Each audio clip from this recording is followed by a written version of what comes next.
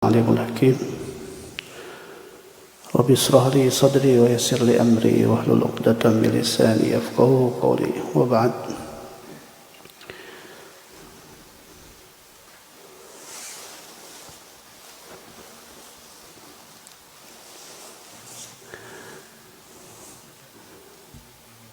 Alhamdulillah, rekan-rekan sekalian, insyaallah pada kesempatan malam hari ini kita melanjutkan pembahasan kitab Ayyuhal Walad.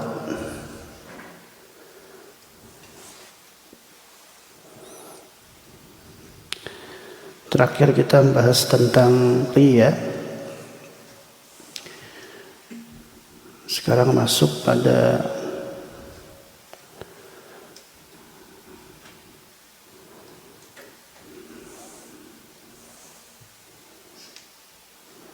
kalau di dalam sub tema yang dituliskan di sini, az-ziyadatu fil ilmi mirathul amal. Bertambahnya atau tambahnya di dalam keilmuan itu atau ilmu adalah warisan dari amal. Al-baqi min masailika ba'duha masturun fi musannafati fadluhum thammata wa kitabatu ba'diha haramun. Ini sudah di akhir, teman-teman. Beliau menyampaikan al-baqi min masailika, sisa dari masalah-masalahmu, ba'duha masturun fi musannafati, sebagiannya tertulis di karya-karyaku, kata Imam Ghazali. Fatlubhu thammata, maka carilah. Wa kitabatu ba'diha haram, dan menulis sebagiannya itu haram. Ya, maksudnya adalah laisa mujarrad al-kitabah lakin labudda min al-amal. Jadi pembahasan tentang apa-apa yang kita butuhkan di dalam kehidupan, ya, itu sudah banyak beliau tulis dalam kitab-kitab beliau, dan beliau menitik beratkan kepada pengamalan daripada apa yang kita baca tersebut.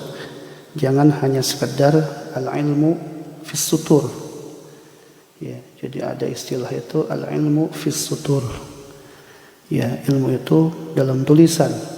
Tapi harusnya al-ilmu fis sudur. Ilmu itu adalah yang dipindahkan kepada hati kita. Artinya yang melekat, yang menghujam, yang kuat dalam roh atau jiwa kita, yang itu kemudian kita amalkan di dalam kehidupan kita.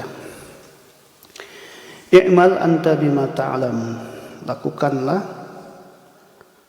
ya, oleh anda bima ta'lam, atas apa yang kalian ketahui.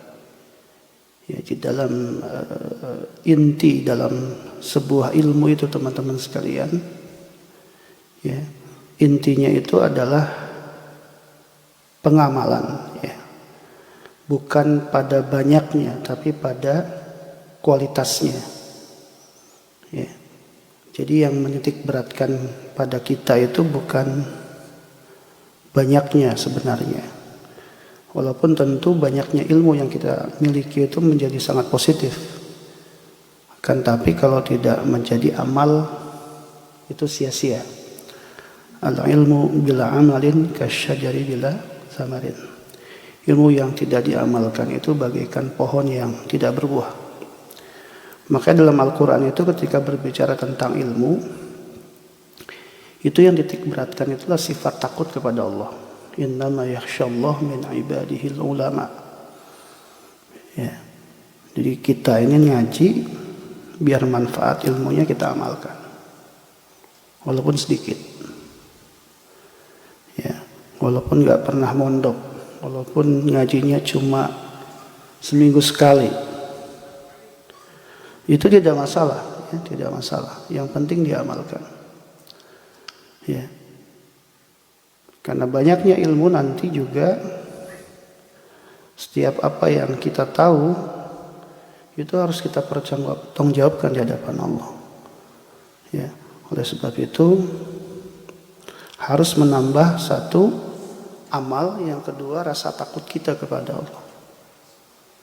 Ya, innama yakhshallah min ibadihil ulama. Ya. I'mal anta bima ta'lam. Nah, kenapa kata beliau hal ini perlu disampaikan? Lian kashifalaka ma lam ta'lam. Qala Rasulullah sallallahu alaihi wasallam, man amila bima alim warathahu Allahu ilma ma lam ya'lam. Ternyata begini teman-teman sekalian ya. Disebutkan di sini kerjakan ya. Ya, kerjakan apa yang kalian tahu. Lian kashifalaka ma lam ta'lam, agar tersingkap padamu apa yang tidak kamu tahu. Ilmu Allahnya luas teman-teman, luas sekali. Ya, sangat luas sekali. Agama ini sangat luas sekali. Ya. Dalam permasalahan satu saja itu subbabnya banyak sekali.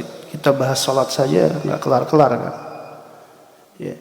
Kita bahas zakat saja nggak kelar-kelar, apalagi kalau kemudian ilmu itu bisa berkembang. Ya. Ada masalah yang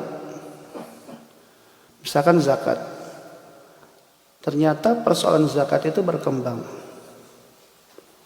Ya. Zakat profesi tadinya tidak ada, ya. Tapi kemudian berkembang.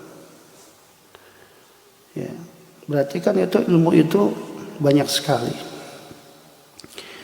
Itu baru satu persoalan misalkan, belum persoalan-persoalan yang lain. Apalagi itu persoalan yang sifatnya muamalah atau keduniaan. Kemungkinan untuk berkembang itu besar. Ya.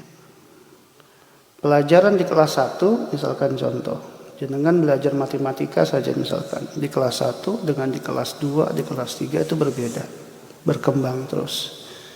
Nah, yang dimaksud dengan disingkapnya atau dibukanya apa-apa yang tidak kita ketahui oleh Allah Subhanahu wa taala itu adalah itu yang disebut dengan Allah wariskan ilmu kepada kita. Dari apa? Dari kita mau mengamalkan ilmu yang kita ketahui itu. Ya. Jadi jangan sampai kita itu berhenti hanya pada sifat tahu saja. Makanya kun aliman au muta'alliman au muhibban au mustami'an, ya, wala takun ghafilan. Jadilah orang yang belajar, orang yang berilmu, orang yang cinta ilmu, ya, atau orang yang mengajarkan ilmu. Janganlah jadi orang yang tidak dari keempat itu. Wala takun ghafilan. Ya. Makanya juga di dalam di dalam kehidupan, ya, kehidupan yang keseharian saja misalkan. Contoh jenengan misalkan lagi usaha satu jenis usaha tertentu lah, tapi jenengan nggak tahu cara bagaimana saya memulai, bagaimana saya mengembangkan, bagaimana saya bisa kemudian mendapatkan keuntungan dari proses usaha yang saya lakukan dari nol ini. Padahal saya nggak ada ilmunya. Nah, ini bisa cocok teman-teman. Man amila bima alim. Yang kamu tahu, lakukan saja dulu. Gitu kira-kira. Yang kamu tahu, lakukan saja dulu. Nanti Allah yang akan bimbing kamu jadi banyak tahu tentang hal yang kamu nggak tahu. Itu maksudnya. Ya. Kalau kita berhenti hanya pada sifat di mana kita mengetahui atas apapun yang kita harus tahu misalkan, berhenti, itu bisa hilang juga ilmu itu. Kita tahu bagaimana cara sholat, tapi kita nggak pernah mengamalkan sholat. Lama-lama hilang juga ilmu itu. Ya. Tapi kita nggak tahu tentang banyak hal, Allah yang ngasih tahu nanti. Allah yang ngasih warisan ilmu kepada kita. Dibuka sama Allah. Sama misalkan di dalam satu hadis Allah mengatakan begini, Rasul mengatakan begini, wa may yuridillahu bihi khairan yufaqihu fid din. Ya. Barang siapa yang Allah mau dia baik, kata Allah, yufaqihu fid din, Allah pahamkan dia dalam urusan agama. Saya mengalami sekali itu, proses itu ya teman-teman sekalian. Ya, menjalani kehidupan banyak hal yang ya Allah kagetkan gitu ya. Karena prinsip itu yang saya pegang. Kalau Allah mau saya baik, pasti Allah bimbing saya. Sampai saya hari ini gemeter gitu ya. Ada rasa takut ini. Takutnya bukan takut kaya teman-teman. Ya, mungkin teman-teman malah mau kaya, saya malah takut kaya gitu. Jadi ada hikmahnya Allah itu bikin kita miskin misalkan. Karenanya para sahabat juga semuanya kaya. Ali bin Abi Thalib itu nggak kaya. Abu Dzar Al-Ghifari itu disebutnya tokoh miskin atau bapaknya orang miskin di Madinah. Ya, dia juga nggak kaya. Hikmahnya apa? Biar kita itu semakin dekat sama Allah. Ya. Tapi ada orang yang Allah kasih kaya. Mungkin dengan kayanya itu dia nggak lupa sama Allah. Ya. Kita kan rata-rata kalau doa mintanya kaya kan. Rata-rata lah itu. Gak ada yang mintanya miskin gitu. Atau doa kita fokusnya sama kesolehan kita aja. Kita jarang yang seperti itu. Ya Allah, istiqomahkan hamba ya Allah dalam kebaikan ini. Rata-rata kita kalau minta, ya Allah, semoga pabriknya banyak lemburnya. Gitu kan. Ya Allah, semoga ya gajinya nambah lagi tahun ini ya Allah. 2026 ya Allah. Kita begitu, rata-rata kita itu. Ya. Jadi saya hari ini ada yang nawarin bisnis besar nih, doanya teman-teman. Ya. Makanya saya merinding ini kalau benar terjadi. Allahu Akbar. Tapi saya udah komitmen sama diri saya. Kalau Allah kayakan saya, insya Allah saya bikin pesantren. Ya bukan buat, ya saya udah merasa cukup lah, gitu ya, merasa cukup, nggak mau macam-macam.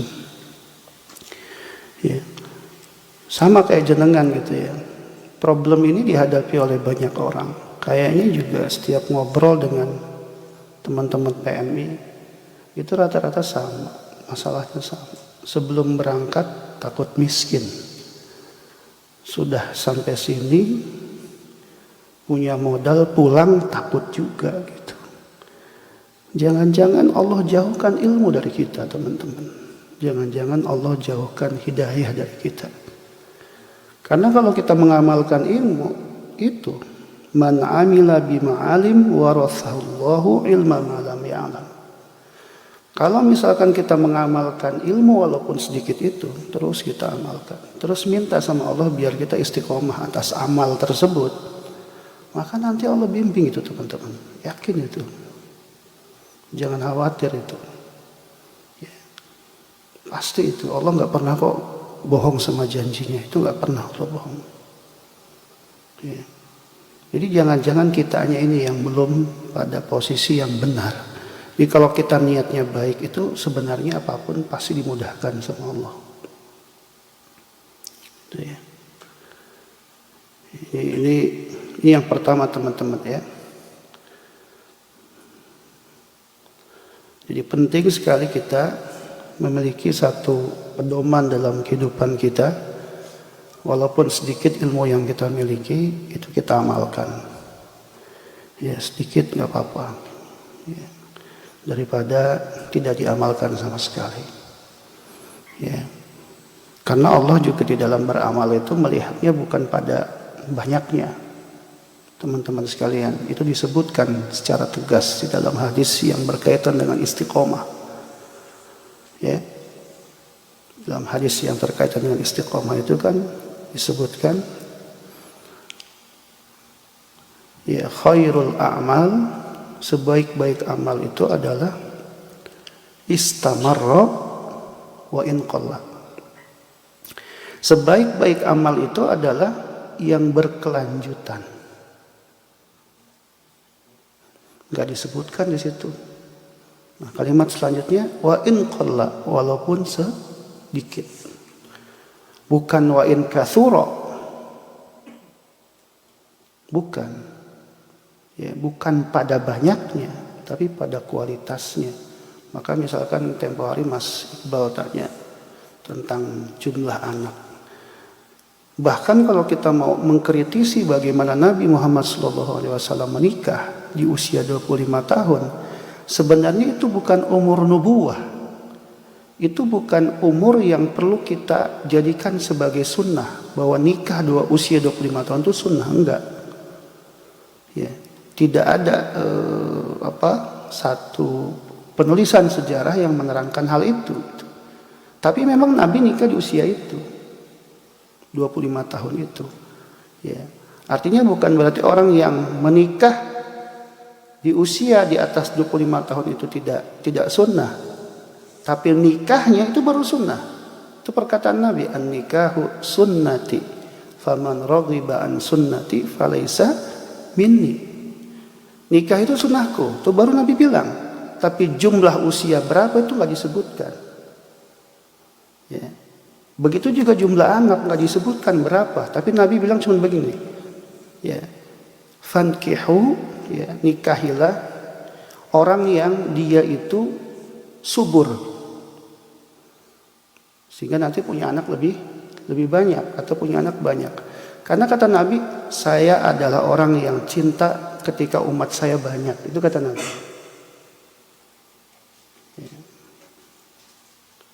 Fankihuhul wadud. Itu kata Rasulullah. Ya. Jadi lebih kepada kualitas, bukan kepada kuantitas. Sama ibadah juga gitu teman-teman. Jadi poin pentingnya sekali lagi terkait dengan masalah ini adalah man amila bima alim, orang yang beramal, orang yang berilmu, maka amalkan sedikit apapun ilmu yang kita miliki. Ya. Warathahullahu ilma ma lam ya'lam. Nanti Allah yang bimbing kita ya untuk memudahkan apa yang tidak kita tahu. Ya. Seperti itu. Ini berkaitan dalam semua hal teman-teman, termasuk dalam urusan dunia. Kalau saya mau bisnis nggak ada ilmunya. Ternyata ilmu dengan mental di dalam usaha itu, ilmu itu hanya 10%. 90% itu mental teman-teman. Ya, mental. Makanya orang yang waktu sekolahnya nilainya bagus sekalipun nggak punya mental juang dalam menghadapi kehidupan, itu kalah sebelum bertanding. Tapi orang yang selama hidupnya atau selama di dunia pendidikan misalkan, dia memang tidak punya cukup ilmu, ya, tapi berani mencoba, berani jatuh, maka dia akan kuat pada waktunya. Makanya kata Buya Hamka, jangan takut jatuh. Karena orang yang jatuh justru yang tahu rasa sakitnya jatuh. Sehingga dia bisa bangkit lagi dan bangkit lagi. Itu ya. Jangan merasa kayak misalkan, oh saya belum pantas untuk ngajak orang, saya masih jelek. Jangan.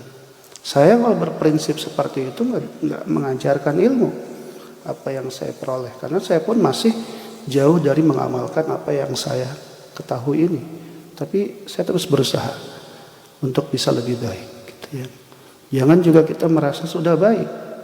Nggak ada orang yang sudah baik. Orang baik atau buruk itu ketahuan setelah sudah meninggal. Baik nggak akhir hidupnya. Ya, karena kita nggak pernah tahu teman-teman. Sampai orang miskin kaya pun kita nggak pernah tahu. Kita bilang hari ini dia miskin, satu hari bisa saja kaya. Kita bilang orang itu hari ini, ya, hari ini susah, Satu hari dia berubah. Kita bilang orang itu soleh, bisa saja kedepannya tidak tahu kita, dia pun berubah. Gitu. Sama kayak kita. Ya, kita hari ini merasa soleh, nauzubillah gitu ya. Pas tahunya dalam jangka waktu sedikit saja, 1-2 hari kita sudah berubah. Ya, makanya doa yang sering diajarkan oleh Rasulullah dan kita harus baca tiap hari, bahkan dalam sholat ketika sujud, ya muqallibal qulub. Hati itu berbolak-balik, teman-teman. Orang yang benci sama kita, satu hari dia bisa orang yang paling sayang sama kita. Ya. Makanya tidak ada istilah wah dia benci sama saya, nggak ada itu. Ya, kalau kita punya sifat pemaaf, maka kita memaafkan siapapun, hatta orang yang benci kita. Ya, ini juga disebutkan di sini ba'dal yaum la tas'alni ma ashkala 'alaik. Ya, illa bilisanil janan walau sabaru annahum sabaru hatta takhruja ilaihim la kana khairan lahum. Ya, jadi teman-teman terus aja melakukan kebaikan, ya, dan terus bersabar dengan proses apapun. Ya, terus bersabar, ya. Kita tidak pernah tahu, ya. Kadang-kadang kita itu, ya, setelah Allah kasih hikmah dalam hidup, kita baru paham. Oh ini maksudnya. Oh ini maksudnya. Ini maksudnya. Kita baru paham tuh. Ya. Makanya yang penting itu jangan jauh dari Allah Subhanahu wa taala. Ya. Ini juga ada kalimat waqbil nasihatal khadr atau Khidir alaihi salam. Terimalah nasihat Khidir alaihi salam, fala tas'alni an syai'in hatta uhditsa laka minhu dzikra. Janganlah kalian tanya kepadaku sesuatu sampai ya Allah jadikan atau datangkan bagi kalian itu atau bagi kamu minhu dzikra, sebagai sebuah peringatan. Ya. Jangan banyak nanya gitu. Jadi kan ngomong sama Musa gitu, jangan banyak nanya.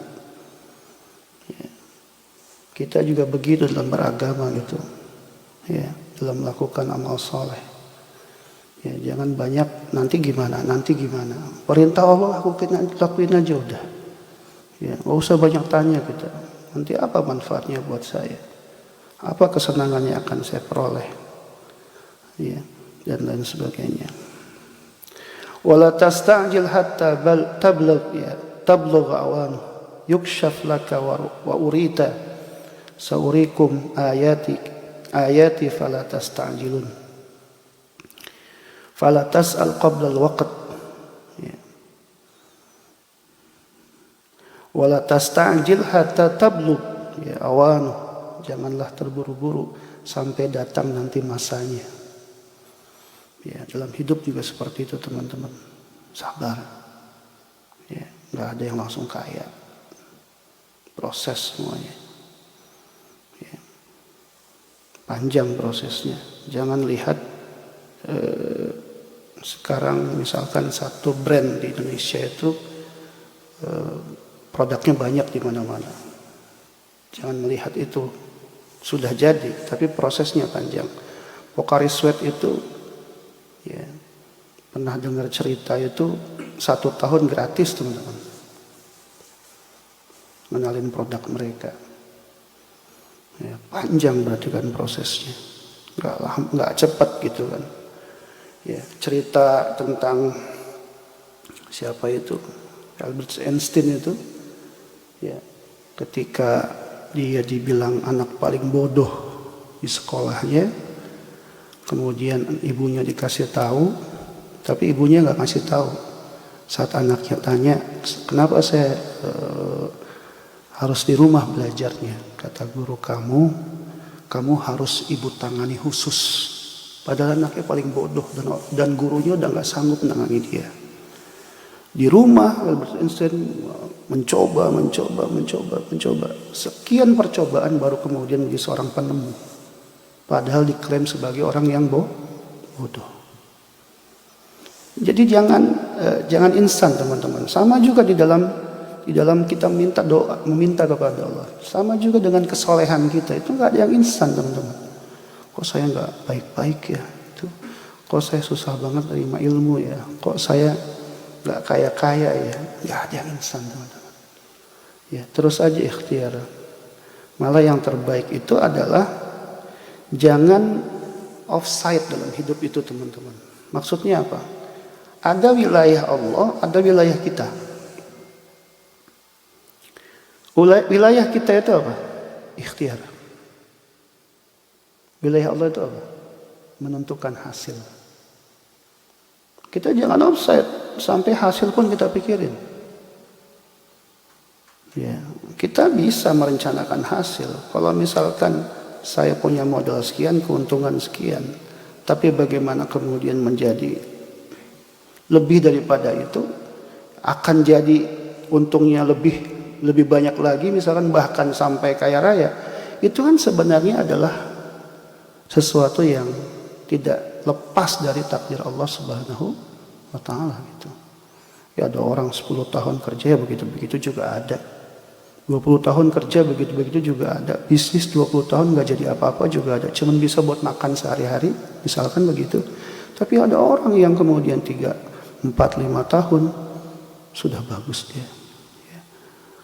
Ya. Perlu kita tahu apa sebabnya dan lain sebagainya. Kita belajar sama dia misalkan. Tapi pada prinsipnya itu semua nggak lepas dari rezeki Allah Subhanahu wa Ta'ala.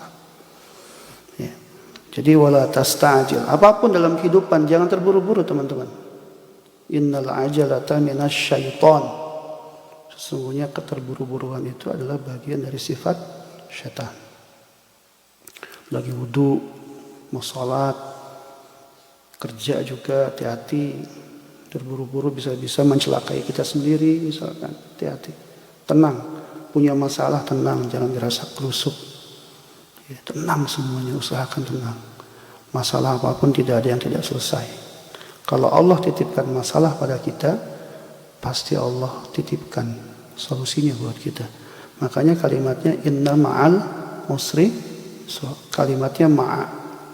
Sesungguhnya bersama kesulitan ada kemudahan. Bukan Allah kasih solusi, kalimatnya nggak begitu. Tapi kalimatnya sudah pasti dalam setiap masalah ada solusinya. Itu ya. Fala tas'al qabla al-waqt ya wa yatayaqqan annaka la tasi illa bisir. Illa bisayr ya. Awalam yasiru fil ardi fayanzuru. Ya, kadang-kadang kita tuh ya setelah dikasih banyak hikmah dalam kehidupan itu ya baru kita semakin yakin kepada Allah Subhanahu wa Ta'ala. Ya, semoga itu enggak terjadi ya. Kita selalu yakin sama Allah karena penting teman-teman di dalam kehidupan ini ya, keyakinan atau sifat husnuzon kepada Allah Subhanahu wa Ta'ala. Saya kira itu saja ya, ini kalimat beliau ini sangat tasawuf sekali ya, dalam ya. Imam Ghazali kalimatnya dalam sekali. 1, 2 saja pendalamannya kalau kita lakukan, kita cerna betul, bukan cuma dengan otak kita, tapi dengan roh, dengan hati kita, dengan kolbu kita, kita baru paham maksud-maksud yang disampaikan beliau. Ya. Subhanallah ya. Beliau ini mantan rektor, Imam Ghazali ini mantan rektor di zamannya yang tidak menjilat sebagai seorang ulama. Jadi luar biasa kasyafnya terhadap kehidupan. Itu saja yang dapat saya sampaikan ya, semoga sedikit apa yang disampaikan dapat kita amalkan dalam kehidupan. Pada hakikatnya teman-teman sekalian, apapun yang saya sampaikan itu tidak lebih adalah untuk fadzakir fa inna dzikra tanfa'ul mu'minin ya. Mengingatkan saya pribadi dan mengingatkan kita semuanya, tidak ada maksud untuk menggurui panjenengan semuanya. Allahu a'lam. Assalamualaikum warahmatullahi wabarakatuh. Waalaikumsalam warahmatullahi wabarakatuh. Kami haturkan terima kasih pada Ustadz atas ilmunya yang disampaikan kepada kita malam hari ini. Jamaah rahimakumullah, selanjutnya kami buka untuk pertanyaan. 2-3 pertanyaan pada jamaah, monggo dihaturkan. 1, Mas Iqbal. Lagi di belakang, monggo. Sesuai tema kajian atau di luar tema tidak apa-apa, silahkan. 2. Sampun nggih. Nggih, monggo. Assalamualaikum warahmatullahi wabarakatuh. Ustaz, saya punya 2 pertanyaan yang saling berkaitan. Yang pertama, gimana kita menerima uang dari seseorang yang bekerja di bank, Ustaz? Bagaimana kita menyikapi uang itu gitu, Ustaz? Ya, dan misal itu makanan seperti apa? Apakah kita harus kembalikan atau seperti apa itu? Yang kedua, bagaimana kita bermuamalah, misalnya kita bersilaturahmi ke rumah. Yang nomor 1, bagaimana kita menyikapi uang yang beliau berikan kepada kita dari seorang yang sebagai banker, yang bekerja di bank. Atau kalau makanan seperti apa kita menyikapinya. Yang kedua itu, bagaimana kita bermuamalah ketika kita silaturahmi ke rumah beliau. Apakah kita ketika disuguhkan makanan kita harus seperti apa, Ustaz? Ataukah ketika kita menggunakan sesuatu dari fasilitas dari rumah beliau itu, apakah kita diperbolehkan atau seperti apa, Ustaz? Itu saja. Assalamualaikum warahmatullahi wabarakatuh. Assalamualaikum warahmatullahi wabarakatuh. Mau bertanya Pak Ustaz, bolehkah melaksanakan sholat Jumat tapi belum masuk waktu zuhur? Itu aja.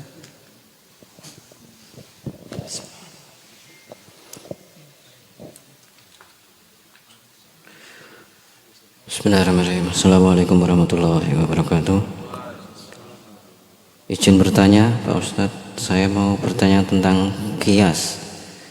Tolong dijelaskan arti dan contohnya, diberikan contohnya, karena qiyas ini ada rukunnya, rukun qiyas. Saya ini juga bingung pertanyaannya sambil buka Google tapi nggak paham gitu Pak Ustadz. Jadi tolong Pak Ustadz jelaskan secara gamblang yang simpel, mudah diterima oleh akal pikiran. Terima kasih. Assalamualaikum warahmatullahi wabarakatuh.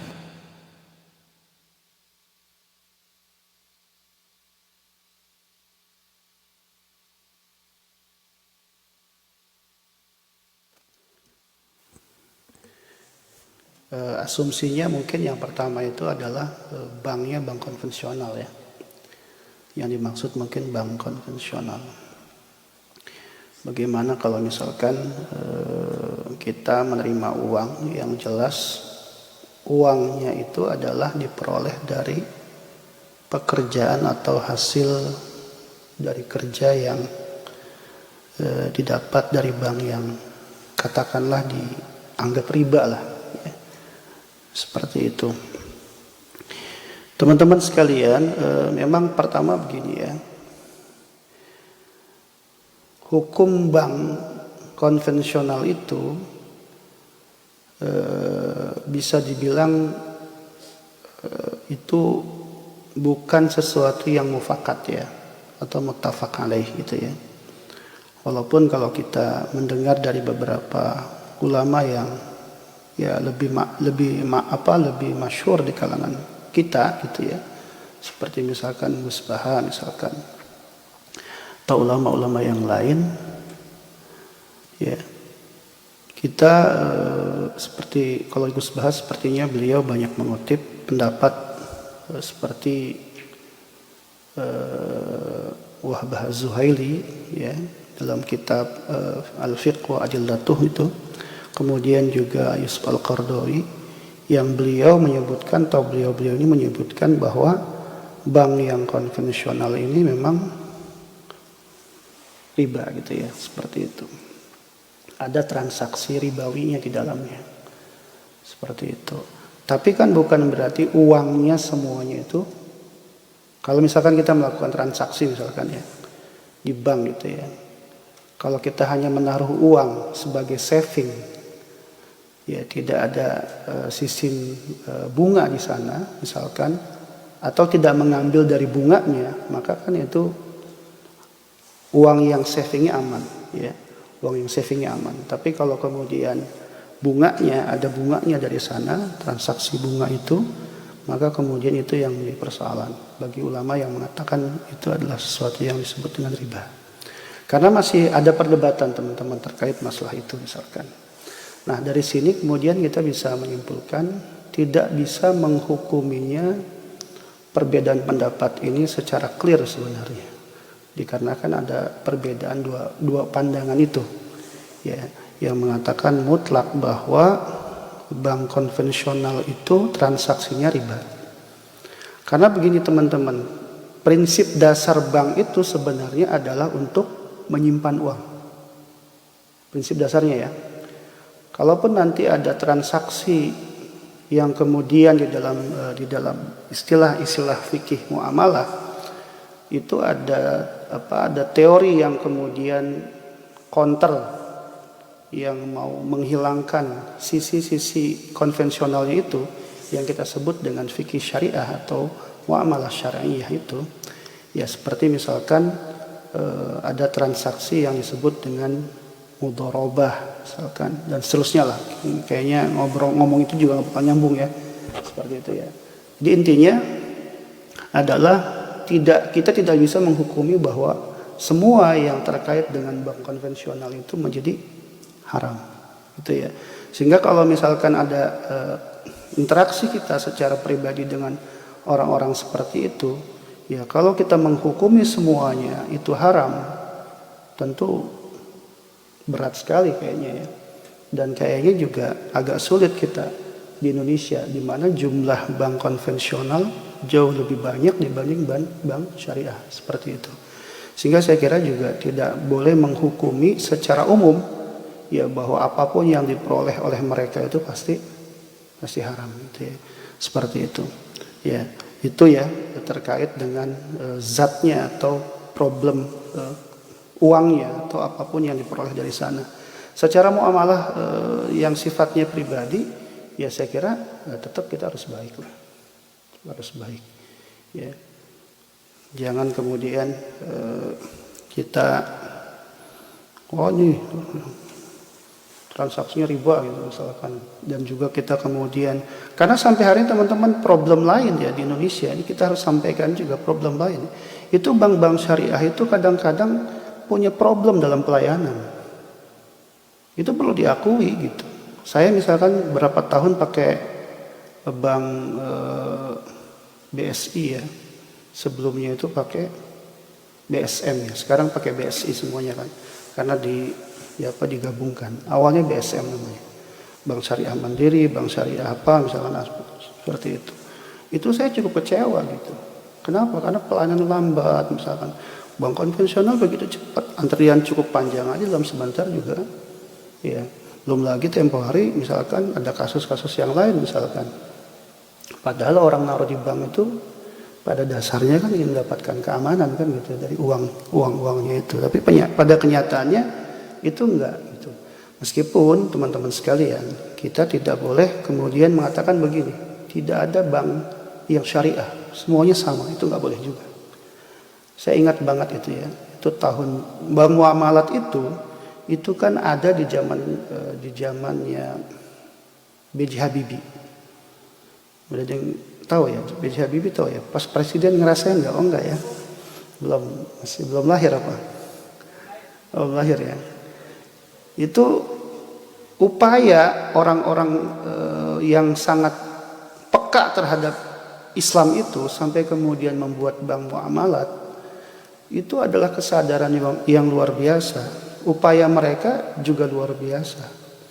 Ya, agar syariat itu yang terkait dengan perbankan bisa diamalkan. Jadi saya secara pribadi saja di Indonesia tetap saya berusaha untuk tetap menggunakan bank syariah gitu ya. Walaupun dengan segala tadi, mau saya kecewa apa gitu ya. Tapi tetap karena saya menjaga keberkahan uang yang saya miliki, akhirnya saya taruh di sana. Itu ya. Saya pikir tidak perlu dihukumi semuanya, Bang. Ya, kalaupun nanti kita makannya nggak terlalu lahap ya, itu dalam rangka menjaga, ya biar kita menjaga tidak apa ya. Ya ada kan orang ya bertamu kemudian itu ya Ya, mungkin kita juga menjaga karena kekhawatiran itu ya. Seperti itu. Ya, insyaallah. Ya. Yang ketiga, langsung ya loncat ya. Salat Jumat belum masuk zuhur. Jadi teman-teman, salat Jumat itu adalah badalan minal zuhur. Al-Jum'ah itu badan minal zuhur. Ya, secara posisi begitu. Ya, dia adalah pengganti salat zuhur di hari Jumat. Sehingga tetap ya, kesahan salat itu semua sama. Kesahan salat itu harus yang pertama dukhulul waqt. Kesahan salat itu harus masuk waktu. Maka berarti kalau salat yang belum masuk waktu itu tidak sah. Seperti itu. Jadi harus menunggu. Memang di Korea ini waktu itu kan berganti-ganti terus ya. Memang kalau kita nggak biasa itu luar biasa gitu. Waktunya berganti-ganti. Tempo hari ada yang tanya juga sama saya lewat WA itu. Ustadz, saya sholat subuhnya sah nggak? Ya, posisinya begini-begini. Saya bisa memahami. Saya memang waktu di Korea ini waktunya luar biasa gitu ya. Tapi tetap kita nggak bisa merubah hukum gitu. Ya, lantaran kondisinya begitu kita bilang sama mereka sah seperti di Indonesia nggak bisa. Jam 4:30 sholatnya nggak bisa. Ya, jadi waktu itu disesuaikan dengan tempat matla. Ya, sesuaikan dengan tempat. Jadi di sini jam segitu ya jam segitu. Adapun persoalan Jumat itu ada dua azan, yang dihitung yang pertama saja. Jadi walaupun langsung tanpa dua azan sah insyaallah salatnya. Karena waktu yang sangat terbatas kan teman-teman, misalkan cuma sampai jam 1, kalau kita katakan banyak disama persiskan dengan yang ada di masjid, saya kira juga itu cukup memberatkan ya. Ambil yang paling ringan lah insyaallah, yang penting tetap sah. Yang terakhir kias nih makanan ya. Kias makanan. Kias itu di dalam bahasa kita itu gampangnya analogi. Tahu analogi? Perumpamaan. Ya. Perumpamaan. Kias itu adalah perumpamaan. Contoh misalkan. Contohnya apa ya? Sebentar, saya cari dulu.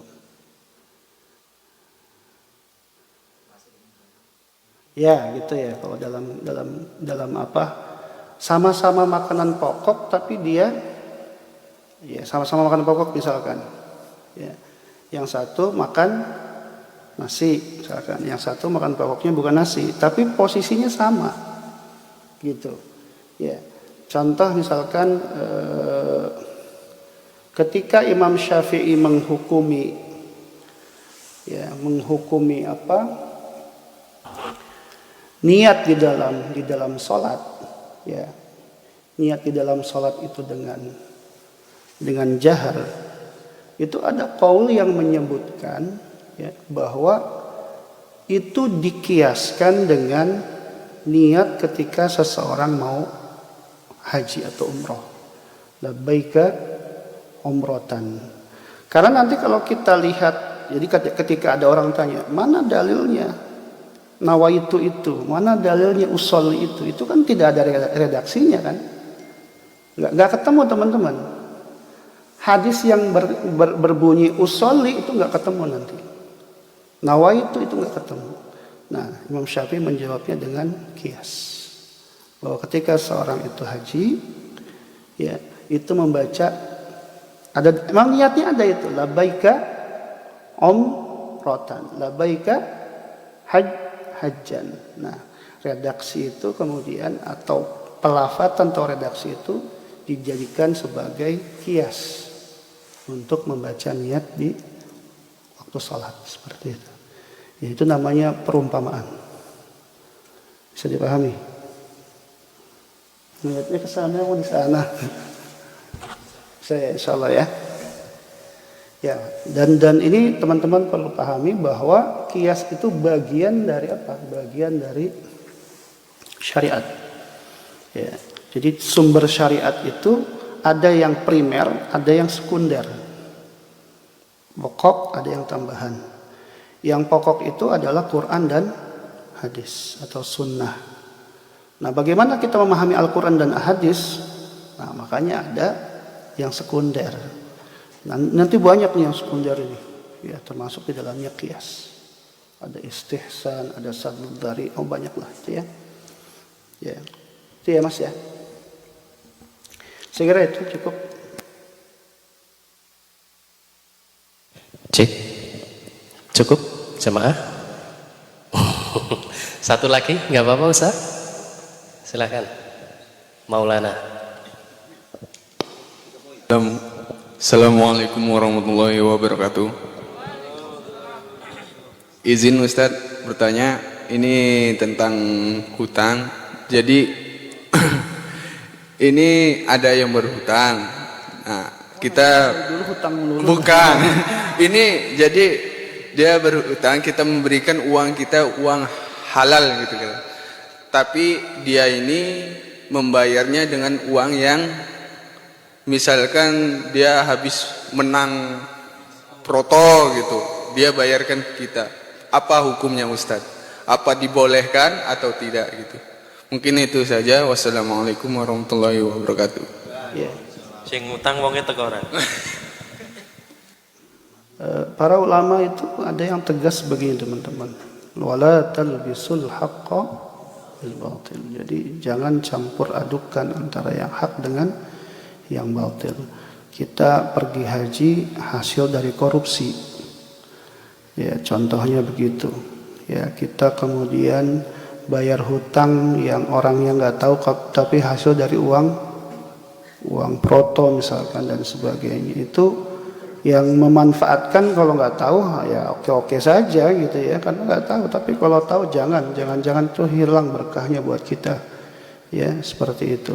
Jadi kalau memang jelas itu hasil dari uang judi, maka tolak saja. Saya nggak mau dari uang itu, takut nggak berkah buat saya.